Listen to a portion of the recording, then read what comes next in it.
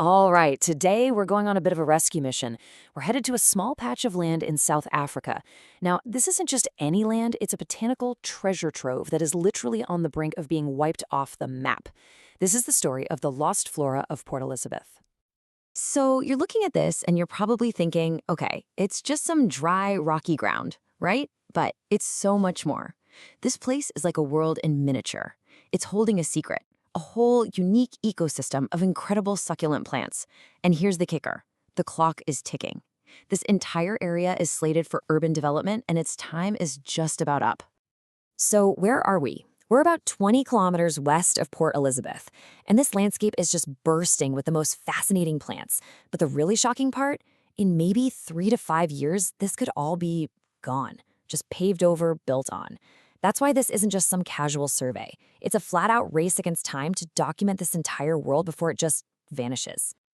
Okay, so our guide for this whole thing is a botanist named Willie Stoltz, and he went into this incredibly fragile world with really just one mission: to create a record, a catalog of all the unique plants that call this place home.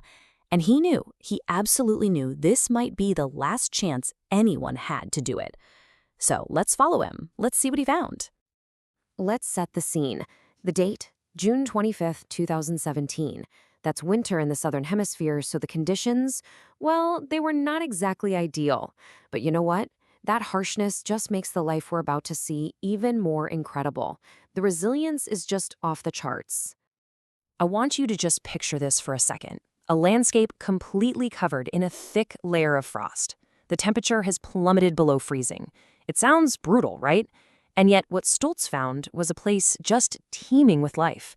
We're talking about specialized plants that are perfectly engineered, not just to survive here, but to actually thrive.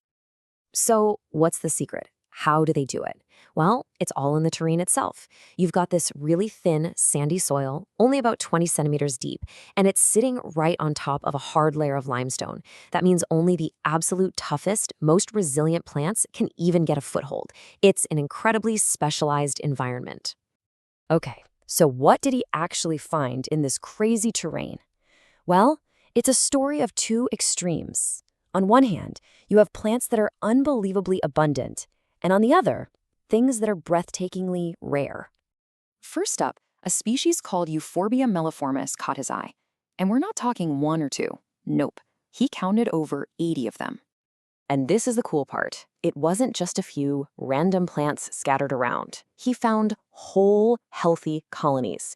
You had mature male plants, female plants, and, this is the most important part, a ton of seedlings. That tells you this is a thriving, reproducing population. It's a successful little world right here. And then there was this, just an absolute explosion of life. I'm not talking dozens or even hundreds. In Stoltz's own words, there were literally thousands of these Crossula capitella plants just carpeting the ground. And just look at them. You can see that deep red color. That's what's known as a stress color. It's basically a sign of just how incredibly resilient they are. And what's wild is how uniform they all were. It suggests they are perfectly, and I mean perfectly, adapted to this one specific spot. The frost, the thin soil, doesn't bother them one bit.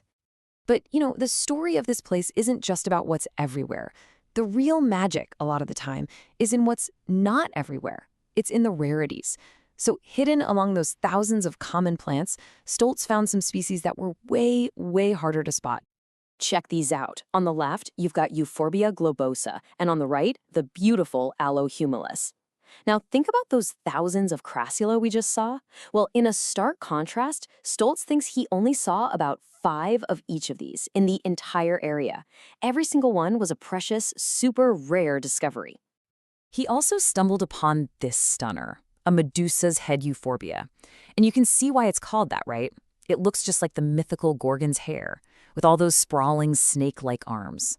But the ones here were different. They formed these beautiful, really compact shapes, and that's a direct result of being shaped by this incredibly challenging environment. So we've got this incredible, super fragile ecosystem. But the bulldozer on the horizon isn't the only threat it's facing. The pressure on this land is just relentless. It's coming from all sides, and it's making the danger to this unique little world even worse. Yeah, Even before a single construction truck shows up, this place is already under siege. Stoltz found clear evidence that a plant called Gusteria bicolor was being harvested by people, probably for medicinal uses. And if that wasn't enough, he also saw feeding marks on the very same plants from porcupines. I mean, it's a battle for survival on literally every front. So as the day wrapped up, the sun came out and the frost finally melted away. The expedition was coming to an end. But with that warmth came a really chilling realization about what was going to happen to this unique, fragile place. Willie Stoltz's own words really just capture the tragedy of it all. He realized he wasn't just documenting a place, he was documenting a memory before it became one. And let's be honest, this isn't some isolated story. It's a story we've seen play out over and over and over again all around the globe. And that leaves us with a pretty sobering thought, doesn't it? This one place, it got documented, just in the nick of time. But it really makes you wonder, right? How many other unique, irreplaceable little worlds like this one just disappear before we even know they were there to begin with?